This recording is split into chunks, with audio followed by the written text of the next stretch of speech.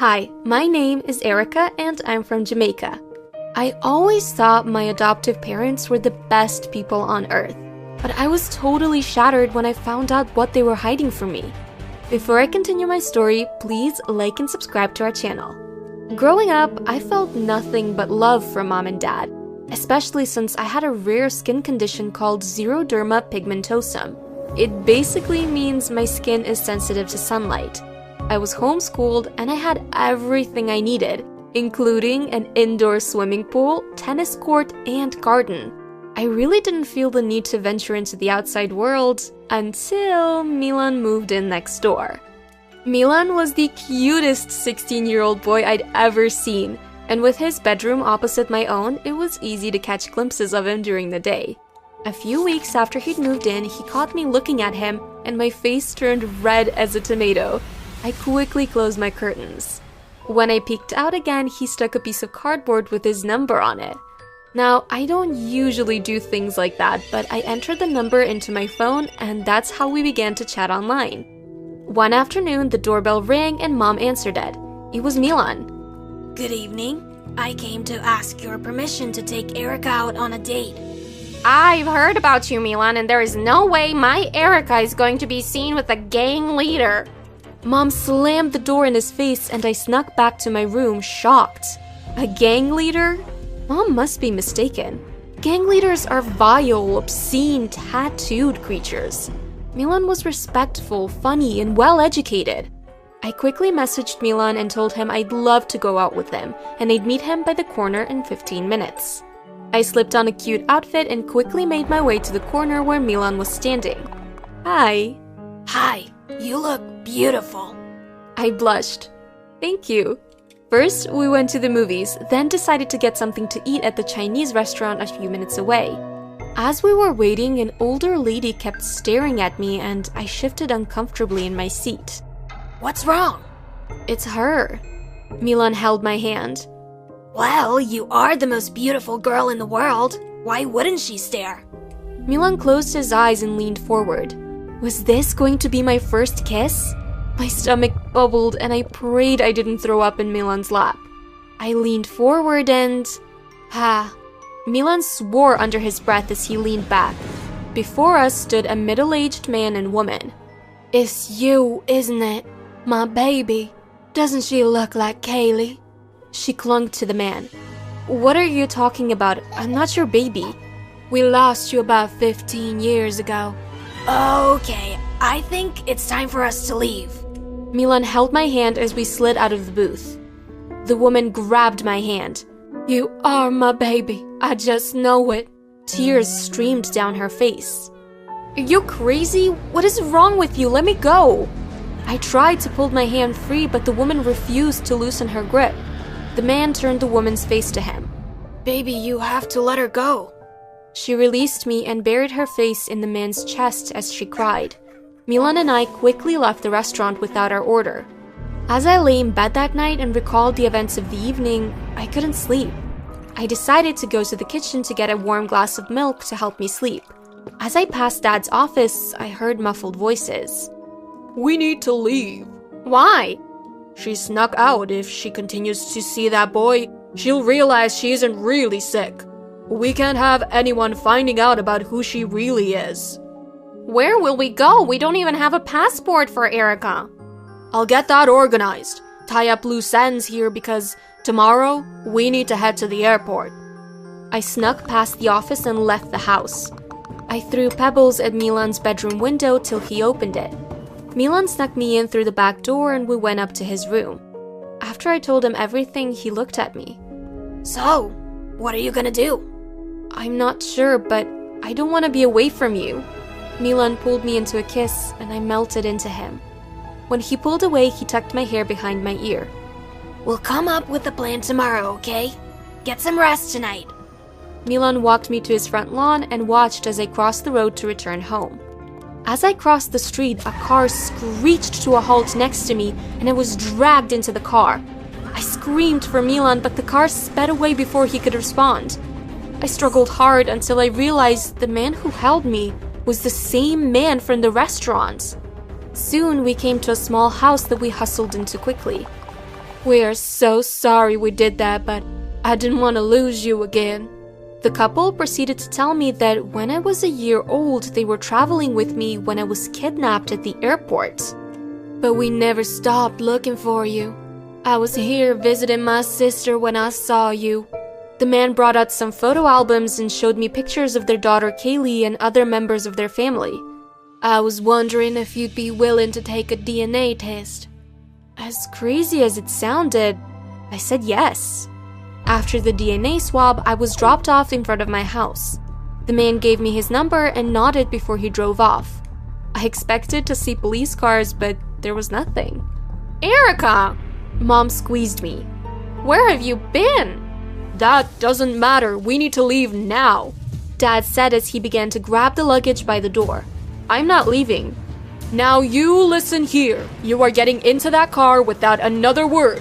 Do you hear me? Oh, I heard Dad all right, but I wasn't about to go without a fight. I kicked and screamed to the car, in the car, and when we arrived at the airport. As soon as we arrived, I bolted and screamed that I was being kidnapped. It wasn't long before Mom, Dad, and I were surrounded by officers. Mom and Dad were taken to one room to be questioned while I was taken to another. Is there anyone you'd like us to call for you? I pulled out the number and handed it to the officer. About 30 minutes later, the couple showed up and the officers decided to place everyone in the same room to be interrogated. The couple shared their story and then Mom and Dad. Documents were handed over to the officers. One officer left the room with the documents and returned a few minutes later and shook his head. Well, Mom and Dad, it appears that your adoption papers are fake. Not only were they fake, but after further investigation, the officers revealed that Mom worked at the same airport where the couple lost their baby 15 years ago. As for me, I was whisked away to a foster family until the DNA results came back. At nights, I'd sneak text and call Milan from my foster mother's cell phone to tell him how miserable I was and how much I missed him. 2 weeks later, a social worker visited me. I'm sorry to inform you, but your biological parents died in an accident last night. Your DNA tests proved they were your real parents. I was devastated. You'll have to stay in foster care until a family member decides to take you in. That night, I woke up to someone covering my mouth. It was Milan. He motioned me to keep quiet. I dressed quickly and snuck out of the house with Milan where a car was waiting. We stayed at a house with some of Milan's friends. I got everything I wanted, and I got the love and attention I needed from Milan. Milan taught me how to pick pockets, so I had my own money. He was also very protective of me. One time, he saw a guy just staring at me, and Milan beat him up. I wasn't fazed because that's what a boyfriend is supposed to do, right? Protect his girl. One night, I was in the kitchen preparing something to eat when I heard the guys come in. I guess they thought I was out with Milan because what I heard next raised the hair on the back of my neck. Don't mess with Milan, he's not one to be messed with. I heard he's the one who tampered with Erica's parents' brakes. What did you say about Milan and my parents? We don't need to say anything to you. Just then, the front door opened and Milan walked in. What's happening here? Your stupid friends here said that you tampered with my parents' brakes. Oh, they did? Milan held my hand and took me to the bedroom. Babe, it's not what you think. I did it to save you, protect you, because I love you. I didn't want anyone to take you away from me. Milan tried to kiss me, but I pushed him away. So you killed my parents? I raised my hand to slap him across the face, but he held my arm firmly and pushed me onto the bed. He walked out and closed the door behind him. I went behind him and tried to open the door, but it was locked. Things drastically changed. I was only allowed to leave the room only to go to the bathroom. No matter how much I begged Milan and promised to be good, he refused to let me out. One night, after one of the guys dropped my dinner into my room, I noticed my door was slightly open. I snuck past the guys who were watching a game on the TV and into the kitchen. I lit a match and set the kitchen curtains on fire. Then, I snuck into the bedrooms to do the same. Fire! Fire! I ran back to the living room. The guys ran out of the house. The front door was wide open. But before I could move, Milan stepped in front of me. You aren't leaving here, Erica. If I can't have you, no one will. Milan and I fought.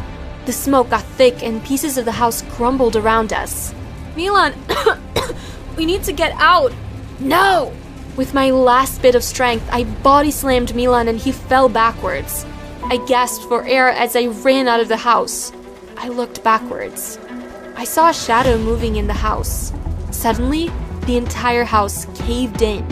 That was the last thing I saw before I passed out on the grass. Where am I?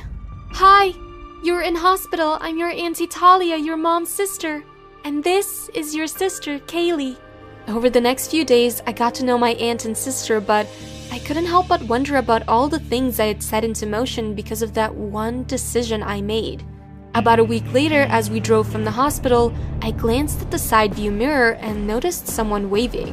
When I looked back, I realized it was Milan. You're so funny. I teased my older twin, Hendril, with a pat on her back. Yeah, I know, but I'm funnier. LOL. Hendril's smile suddenly turned upside down. You think you're funny? What exactly is funny about you? Huh? Tell me. Tell me how you're funnier. Chill, sis. I was just kidding. A simple joke. You don't have to take it so seriously. Oh, wow! You're saying that I overreact all the time? Right? Hendril's smiling eyes turned red as she stared at me with contempt. She suddenly picked up some plates at the dining table and flung them straight at my face. Before I could realize what was happening, my parents had jumped into the scene. My dad threw me away from the flying plates just in time, but he couldn't leave just as fast. He dodged about 2 of the plates, but the last few came straight for his face and knocked him out. Thankfully, these last couple of plates were plastic, unlike the first glass ones that smashed on the living room walls, so no serious damage occurred. Oh my god, Dad, are you okay? Stay back! Don't come any closer! I still can't believe I gave birth to an evil daughter like you! It's not my fault, Mom! I was just having a mood swing! Get out! Get out! Get out! Hendril gave me an evil glare before stepping into our bedroom. God, I had to meet that madwoman in my room again. I wish we had separate rooms. I quickly ran towards Dad, who was being helped by my mom on the spot where he'd passed out. It took him a few seconds to wake up. I'm so sorry, Dad. I didn't mean to let you get hurt. You have nothing to apologize for. Where's your sister, by the way? In our bedroom, I guess. Go make sure she's all right. Are you kidding me right now? You want to make sure the villain of this story is okay. Why? So she can live to fight another day? My dad burst into laughter. My wife is so dramatic, isn't she, honey? He turned to me. Extremely dramatic. I laughed with him. Great. Everyone's against me now. Don't worry, I'll go talk to her. Just try not to come out with a broken head this time. My dad laughed in reply as he entered our bedroom. I really hope he doesn't come out with a broken head. Hendril was always like this. An angel one minute and a demon the next. We'd put up with it for years and years, but she only seemed to get worse. The therapy and love we'd showered on her didn't seem to be working, and honestly, we were already tired of her bad behavior. No one was as tired as my mom, though, who'd been at the receiving end more times than anyone. She was done with soft love and was now handling Hendril with tough love. She became the bad cop, while my dad took over from her as the good cop. I went to bed scared that night, wondering what Hendril would do again, but luckily she did nothing.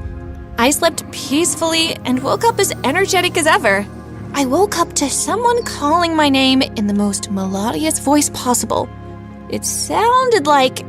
Wait a minute, was that Hendril? I got up with a start. What do you want? What do you mean, what do I want? I'm waking you up so you don't get to school late again.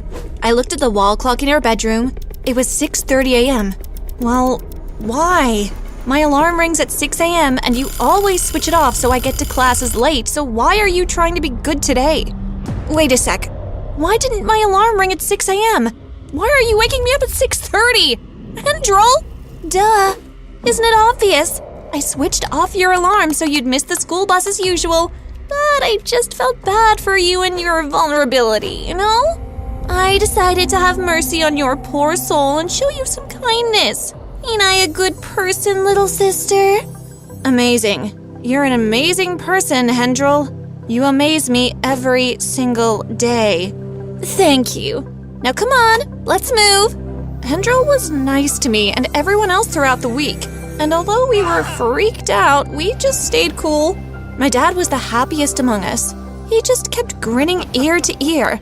We could only wonder what he'd said to Hendril to make her change all of a sudden. Because of this good behavior, Mom started going back to her old, over-loving self, and Hendril was very happy about this. Unfortunately, everything came crashing down one evening. Hendril barged into the living room that evening. She swung the front door with so much strength that it almost shattered and left it open behind her as she walked towards her room angrily. Honey, what's the problem?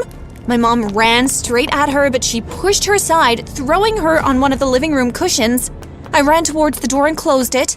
Baby, whatever it is, you can definitely tell us. Hendril paused after hearing Dad's loving voice and replied begrudgingly, Francis broke up with me, and it's all your fault! Francis? That gothic illiterate? He's my boyfriend, and I love him! Of course you do. That doesn't change the fact that he's an illiterate, though. Look, my baby, you're an amazing woman. You can do 100 times better than that dude, believe me. But I don't want anyone else, Dad. I only want Francis.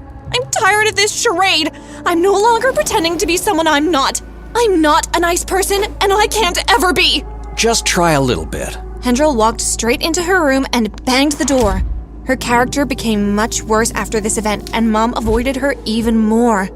2 years after trying everything he could to change Hendril and failing, my dad called me into his room. Heather, I know you've had to be the mature one for most of your life, and I'm sorry about it. Hendril isn't a bad child. She just needs more love than normal. Remember that you're not just sisters, but twin sisters.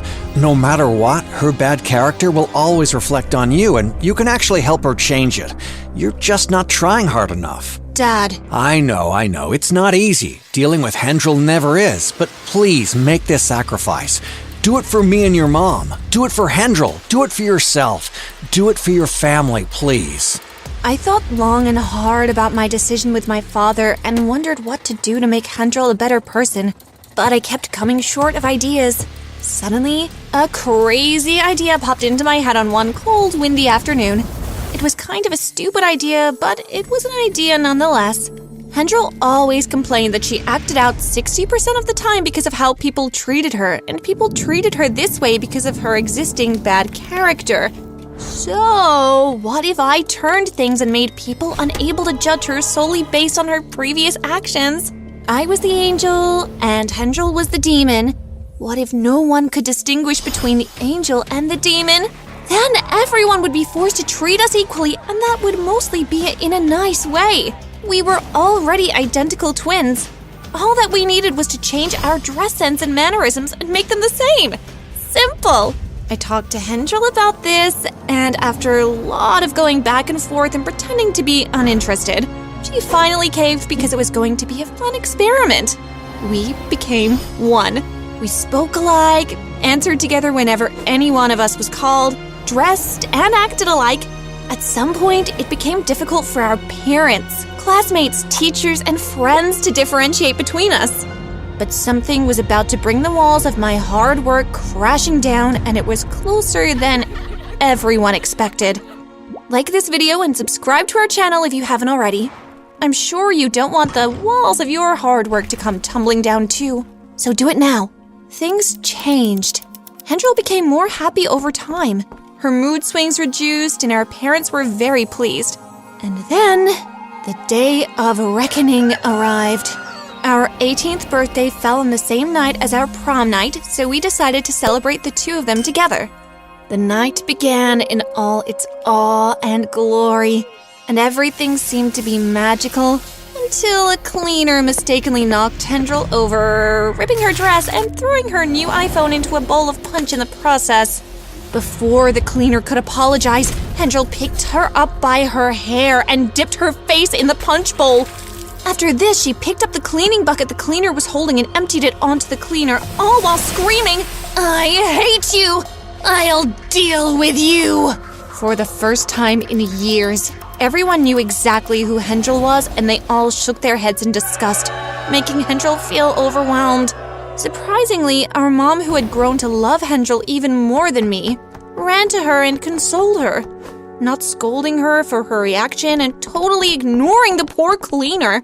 The cleaner got up and stared at my mom and Hendril angrily. "Security! Take this woman out of here immediately!" "You will age for this, and you will age when you do this." What is she talking about? "Remove her immediately!" "Mom, what's she saying? I'm scared." You will age for this, and you will age when you do this. The cleaner kept repeating this chant as security threw her out of the building. Happy that our mother was taking her side despite her bad behavior, Hendril went back to her old self after that event. It seemed impossible to make her a better person, so I gave up on her. A week later, we were eating dinner when I noticed that something was wrong with Hendril's face. I told her about it and she quickly ran to the mirror. "Oh my god! Mom! My face! Oh my god! What is this?" Hendril's face had changed and she looked at least 5 years older than her current age. Ah! She picked up random stuff and started throwing them around the house. When she turned back to us to talk, she looked even older. Oh my god! We came to the realization that whenever Hendril had any of her frequent mood swings or threw a tantrum, she aged a little bit more. It was terrible, but I was happy that it was happening. What do I do, sis? You know what to do. To prevent her from aging, Hendril had to change her behavior totally until the good behavior became a solid and true part of her. When we noticed that she was actually changing for the better, we decided to help her search for the cleaner, despite being unsure that this new, nice Hendril was permanent. Our efforts were all to no avail as no one knew who the cleaner was. Finally, we gave up, and Hendril accepted her new face as punishment for her past sins. All she could do now was to work on her behavior and avoid aging more, so she did. Heather, I'm sorry for causing you and everyone else pain in the past. Can you truly forgive me? I was helping her style her hair. She made me place a cloth over her eyes since she couldn't bear to look at herself in the mirror. Was I ever truly angry with you? You're my annoying older twin sister, and I have no choice but to love you. We both laughed until a tiny teardrop fell from her eye. She quickly wiped it off, but it was too late. I had already seen it. Was she truly remorseful? Christmas time finally arrived and the whole family gathered at the dinner table for Christmas dinner. That was when I saw it. I turned to Mom, who was seated beside me, and whispered in her ears. After a few seconds of observation, she turned back to me and smiled. She had seen it too. She handed an empty stainless plate to Hendril, who had confusion written all over her face. She wanted to know what we were whispering about, and immediately she looked at the plate and she saw it too. It was her face. It had become normal again. Tears of joy instantly streamed down her face as she apologized for everything and promised to be a changed person. She had said this numerous times in the past, but this time, I knew she meant her promise. My dad walked into our house in his pilot uniform, looking as charming as ever. "Dad!" I screamed, throwing myself straight into his arms. Hey, my baby love! He grabbed me and squeezed me tight. You look amazing, Dad. I want to be a pilot just like you when I grow up. My parents burst into uncontrollable laughter. What? Heck no! Exactly. Women, especially who look as good as you and your beautiful mother here, He hugged my mother and squeezed her shoulder in an affectionate way. do not need to work that hard in order to be able to survive. All you need is a good, responsible man like me to take good care of you. Yup. Huh? But I want to be a pilot. I love flying. Your husband will fly you around the world. What about money? I'd like to make money too. Your husband must give you more money than you need. But I'd like to do something. Enough. If you really want to work, something that's absolutely unnecessary for someone like you, then why don't you try becoming a makeup artist or a beauty influencer like we keep seeing online? Makeup? Beauty? I'm not interested in all these boring activities. I want to be a pilot. My mom lost her balance for a second and almost fell down after I said this. Oh my God, honey, what's the problem? Love wants to kill me. I have no idea what we've done wrong.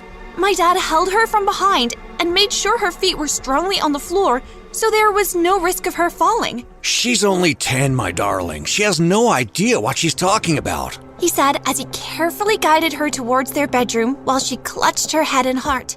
Jeez, so dramatic. I may have been an ordinary 10-year-old child, but I knew exactly what I wanted and exactly what I was doing.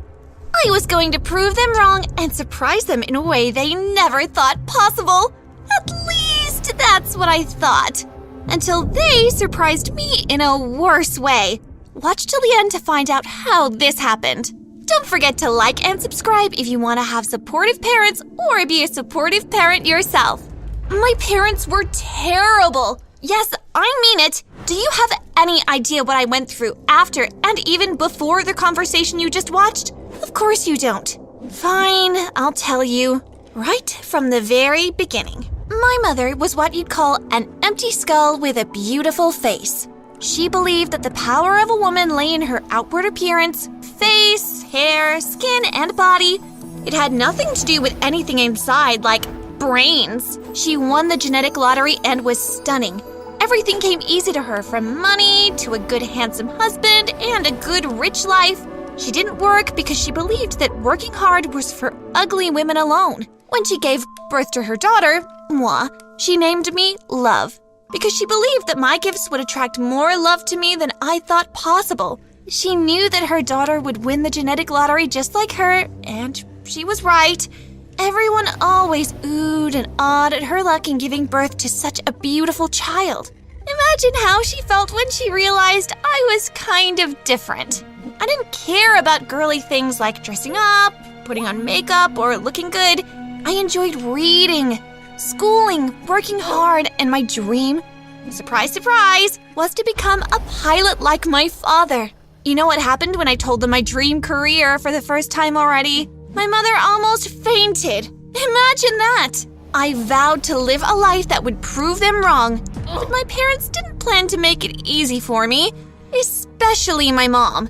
She started doing crazy things like changing my homework answers in the middle of the night so I'd fail, making the house noisy and impossible to read in, and so much more terrible stuff. Anything to stop me from studying harder and becoming an embarrassment. My mom seized my laptop and phone when she saw that they were also aiding me with study. And she even went to the extreme of trying to withdraw me from school. Luckily, my father did not allow her to proceed. It was a terrible childhood indeed, but I could do nothing else but manage through it all, knowing that I was fortunate to have rich parents who cared about me a little bit, while waiting for the time when I'd be old enough to run away, live on my own, be whatever I wanted, and never return, ever. Love! My mom called out melodiously one morning. Yes, Mom? I screamed from my room upstairs. Come down quickly. We've got some great news. I ran down quite quickly, eager to find out what this great news was about. What's the news? I asked as I sat in the living room with them. Remember Mr. Money? Your billionaire friend that came over for dinner with his son the other night. Yes, I do. Amazing. They were wowed by your godlike beauty and decided you should join their family. We've all discussed it, and you'll be marrying his son once you turn 18. What? Well, they loved your outward appearance, of course. Duh. You inherited your features from me, obviously. But they don't think you behave like a lady enough. Don't worry about this, though. It will be fixed shortly. You will withdraw from your current high school and start schooling in a wife school. What now? These types of responses are the exact reasons why you're not ladylike enough. I'm very sorry, Dad, I said, curtsying. Then I turned my attention back to my mom. A what now?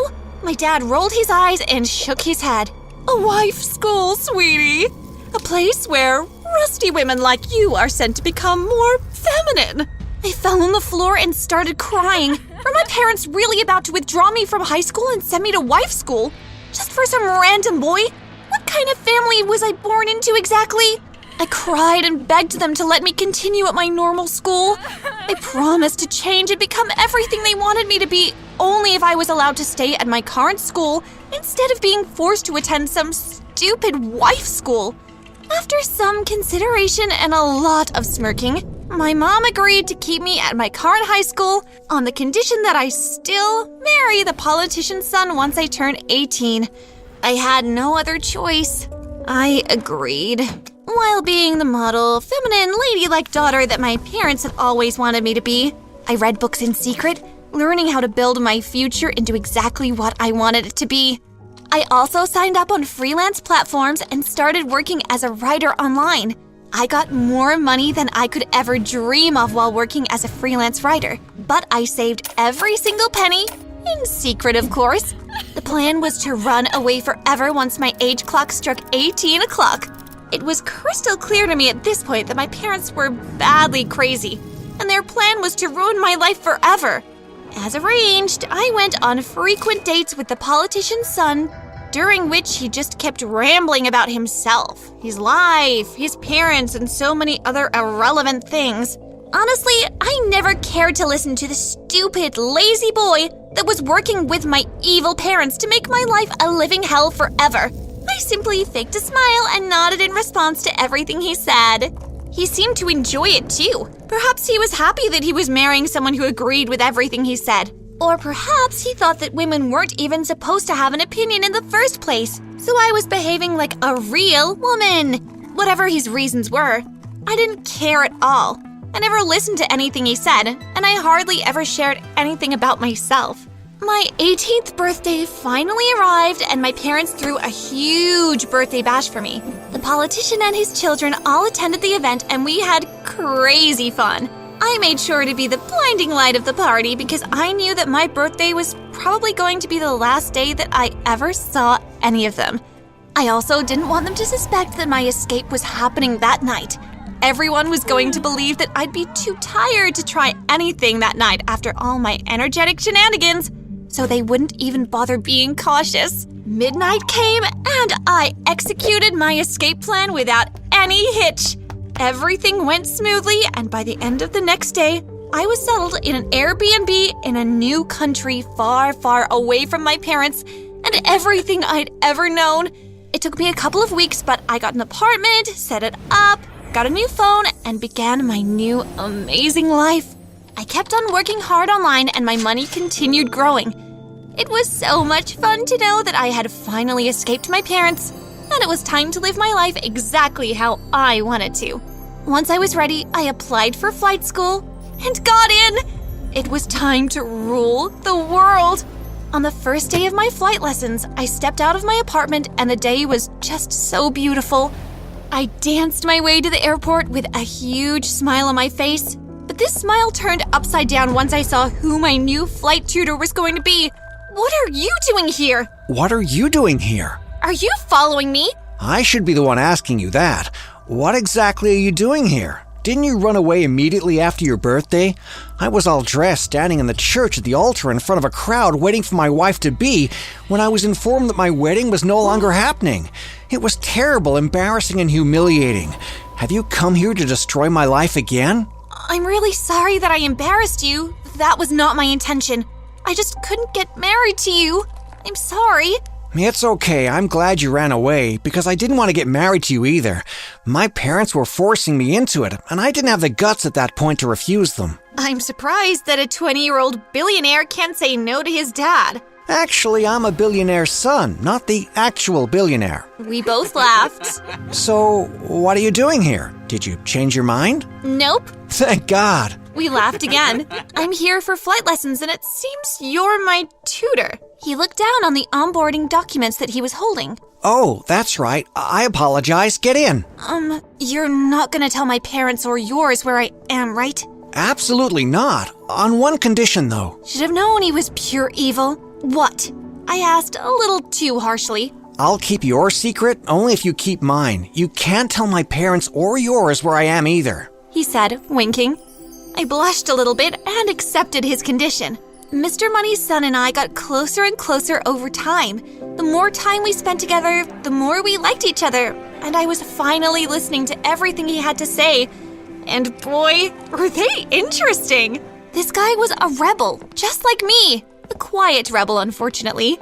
His parents wanted him to become a politician, but he wanted to become a pilot, just like me, and took private lessons in secret. When I escaped and he was left standing all alone at the altar, he finally built the courage that he'd needed all this while, and he told his parents what he actually wanted for the first time in his life. They were disappointed, but he didn't care. He left them and came to begin a new life in a faraway place, only for him to meet the girl who ran away from him and set him free. Don't you think this was fate? He asked me one day, and I blushed because I felt the same way. We bonded over our weird and dramatic parents and kept going out, falling in love with each other over and over again. Our parents were very happy to hear that we were finally getting married, but their relationship was already estranged, and we never went back for fear of our new happy life being torn apart by our psycho parents. Psycho parents. Psycho parents. Psycho parents. Psycho